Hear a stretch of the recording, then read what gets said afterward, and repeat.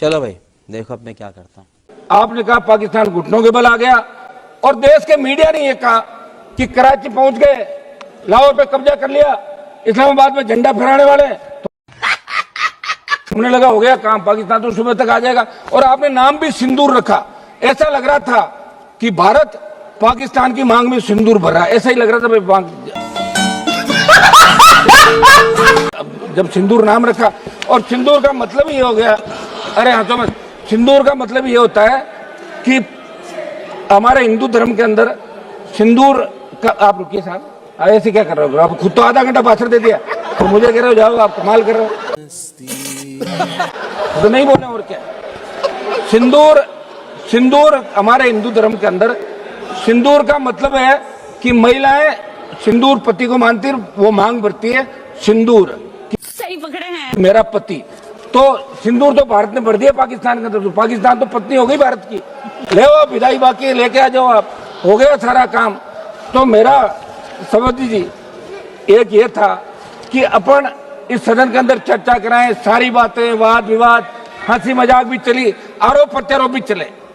अच्छा, लेकिन जिस तरह का आरोप, अब तो आप सभापति की चेयर पे बैठे हैं, आपके पूरे आरोप शायद इन्होंने सुने नहीं, मैंने सुन लिए थे, समझ लिए थे, मैं वापस नहीं बताऊंगा जो आपने क्या कहा था। सभापति जी, जो दुर्भाग्य था कि आतंकवाद कोई नया नहीं है हिंदुस्तान के अंदर, पहले भी लगातार चाहे कांग्रेस की सरकार रही चाहे बीजेपी की सरकार रही, आतंकी तो लोकसभा के अंदर घुस गए थे। लोकसभा के अंदर अगर थोड़ा सा आगे आ जाते और हमारे उस समय वो लोकसभा के जो पार्लियामेंट सिक्योरिटी के जवान सादत नहीं देते तो कितने एमपी मारे जाते। अरे बाप रे, ये तो धोती खोल रहा है। उससे पहले भी लोकसभा, क्या हो गया? बोलने दो अभी है कुछ। एक तो मेरी बात सुनो, 10:30 11 बजे बुलवा रहे हो आप, ठीक है, खबर तो अखबार में छपनी नहीं, ये तो तय है, सिर्फ सोशल मीडिया से काम निकलेगा। थोड़ी मर्यादा रखिए। नहीं क्या महंगाई है? कुछ महंगाई नहीं। मैं कहती हूँ मोदी जी, आपको जितना महंगा करना है कीजिए, लेकिन हमारे देश को नंबर 1 करके रखिए। घूम फिर करके फिर तनाव आ गया।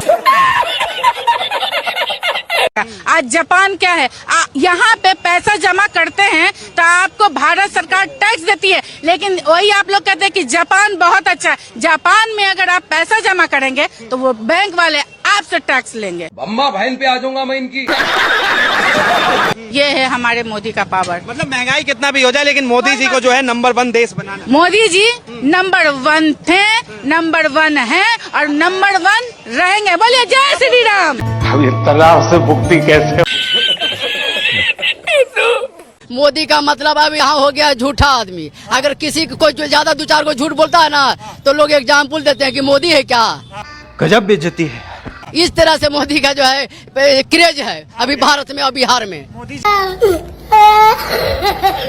जी बोले कि जो है पटना को पुणे बनाएंगे, मोतिहारी को मुंबई बना देंगे, ऐसा बोल के गए। अरे पहले जो सौदा बहन के जो है सही से जो अपना अधिकार, और बिहार और पटना को क्या अधिकार देंगे, और पहले यशोदा बेन को अपना अधिकार दिला दें, वही बहुत बड़ा देश पर जो है काम होगा। कैसा लगा मेरा मजाक? मोदी से समझ नहीं रहा है। अरे नीतीश जी तो दवाई खा के जो है काम कर रहे हैं। अरे मानसिक रूप से इतना बीमार हो गए हैं कि बिना दवाई का 1 मिनट भी काम नहीं कर सकते हैं। उनके पास नासा है, हमारे पास सत्यानाशा है।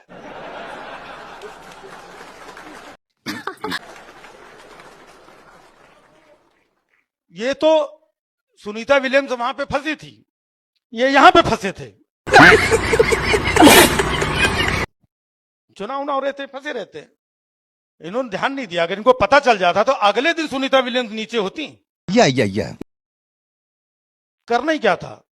मेरे 125 करोड़ भाइयों बहनों, क्या आप अपनी बहन के लिए, आप अपनी बेटी के लिए इतना नहीं कर सकते? थाली निकाले, टाले, टन टन टन टन, इतनी आवाज तो खुद टप से नीचे आ जाती।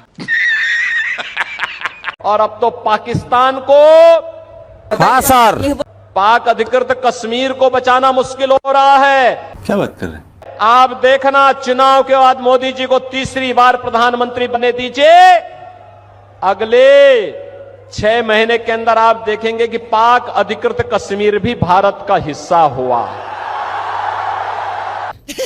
एक्टिंग है। ये इसके लिए हिम्मत चाहिए होती है, हिम्मत, दम हो तभी ये काम हो सकता है। आइए देखते हैं। कि सीमा पार करना या वहां की टेरिटरी कैप्चर करना इस ऑपरेशन का उद्देश्य नहीं था। अभी मैं गाली नहीं दे सकता, फैमिली देखती है, वरना मैं ऐसे गाली दूं। जम्मू एंड कश्मीर के पीएको को आप भारत का हिस्सा नहीं मानते हो क्या? एग्रेसिव ना हो, जान दे देंगे इसके लिए। क्या बात कर रहे हो? कि सीमा पार करना या वहां की टेरिटरी कैप्चर करना इस ऑपरेशन का उद्देश्य नहीं था। इसलिए एग्रेसिव हूँ कि जम्मू एंड कश्मीर के पीएको को आप भारत का हिस्सा नहीं मानते हो क्या? एग्रेसिव ना हो, जान दे देंगे इसके लिए। क्या बात कर रहे हो आप? एग्रेसिव होने की क्या बात कर रहे हो? जान दे देंगे इसके लिए। Wake up to reality. बड़े लोग कल सवाल उठा रहे थे कि इतनी अच्छी पोजीशन में थे, आपने युद्ध क्यों नहीं किया? युद्ध के कई परिणाम होते हैं मान्य, करना न करना वो सोच कर करना पड़ता है, करना न करना वो सोच कर करना पड़ता है। हमको सिर्फ फांसी का सजा चाहिए। बोलना नहीं आता, बोले नहीं पाते, आलू से सोना निकालना बोलने। यही लोग हैं जो आधा अधूरी ज्ञान लेकर के आते हैं। पहला नंबर तो ये आलू को सोना बताने का, सुनो बात, वो तुम्हारे मोदी जी ही बोले थे कि आलू से सोना निकालेंगे। ये चीजें देखता हूँ। और सुनो नाले से गैस बना करके चाय बनाते हैं मोदी जी, कभी उनका बयान सुने हो? अरे सुनो, ये देख लो, इन लोगों की ये हालत है कि इन लोगों की, अरे सुन तो लो, बीच में ना बोल। अंधभक्ति में इतने लीन हो चुके हो कि मोदी जी कितना भी गलत काम कर दे, लेकिन मोदी जी का डिफेंड करने तुम लोग। आपका क्या गलत काम है? आप क्या? अरे अभी भी देख लो ना, क्या बोले राहुल गांधी आलू से सोना निकाल रहा है, लेकिन अपने मोदी जी का बयान नहीं निकल रहा है कि वो हमारे मोदी जी बोले थे। गजब बेइज्जती है। इतनी अंधभक्ति में डूब गए हैं ये लोग। अरे मोदी, अरे रुक जाओ यार, बोलने दो। नहीं बोलना चाह रहा था, मेरी बात सुनो। मोदी जी वो है जो क्या बोलते हैं, ये गटर के नाले से चाय बनाने का काम करते थे, उनके पास ऐसी टेक्नोलॉजी थी। अब होगा भाजपा वाले के फायदे गिना देंगे, बस इनके बड़े नेता का बयान आ जाए। देखिए आप, झूठ बोलने में बहुत माहिर हैं ये बीजेपी वाले, भारतीय जनता पार्टी वाले झूठ बोलने में बहुत माहिर है। क्या और कल तक तो मुसलमानों के ऊपर हो रहा था, मुसलमान कह रहा था कि हम कागज नहीं दिखाएंगे, भले जेल में जाएंगे।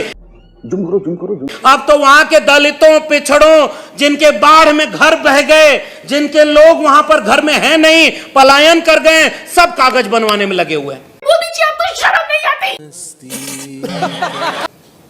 नंबर तो सबका आएगा साहब, यही बात तो हम लोग इतने सालों से कहते रहे और उसका खामियाजा भुगतते रहे।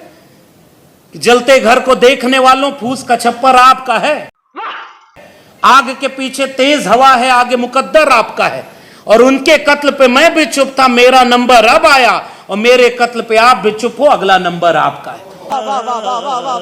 इस देश के दलितों, पिछड़ों ने मुसलमानों के ऊपर होने वाले हमलों में अगर पूरी जिम्मेदारी से यह बोला होता कि जितना बराबर का शहरी इस देश का हिंदू है, उतना ही मुसलमान है, उतना ही सिख है, उतना ही ईसाई है, तो उनके कत्ल पे आप चुप थे, तो अब देखो आपका नंबर आ गया।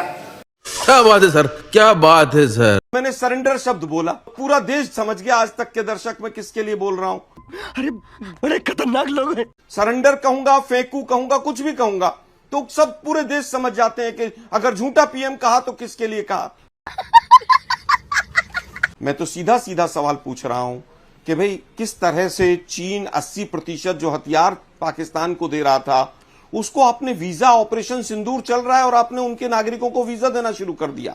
तुम्हें शर्म है कुछ? उसका कोई उत्तर नहीं। आपने एक सवाल टैरिफ और पेनल्टी पर पूछा, उस पर एक शब्द नहीं बोलेंगे। अमेरिका से बहुत डरते हैं ये। अगर ट्रंप का नाम ले लेते मोदी जी कि ट्रंप झूठ बोल रहा है, तो ये टैरिफ और बढ़ जाता। सही पकड़े हैं।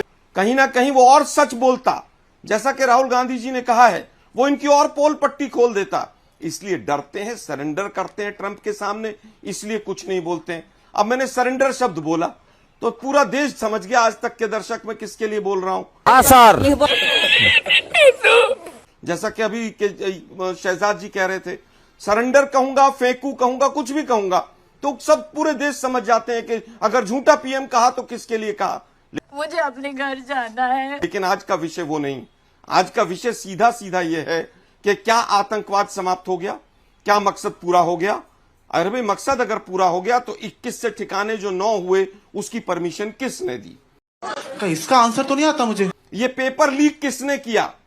क्या फाइनेंस मिनिस्टर को प्रधानमंत्री मोदी ने फॉरेन मिनिस्टर को कहा कि आप उनको पहले ही फोन करके बता दीजिए? क्या कैबिनेट का फैसला था? ये गाल फट गया।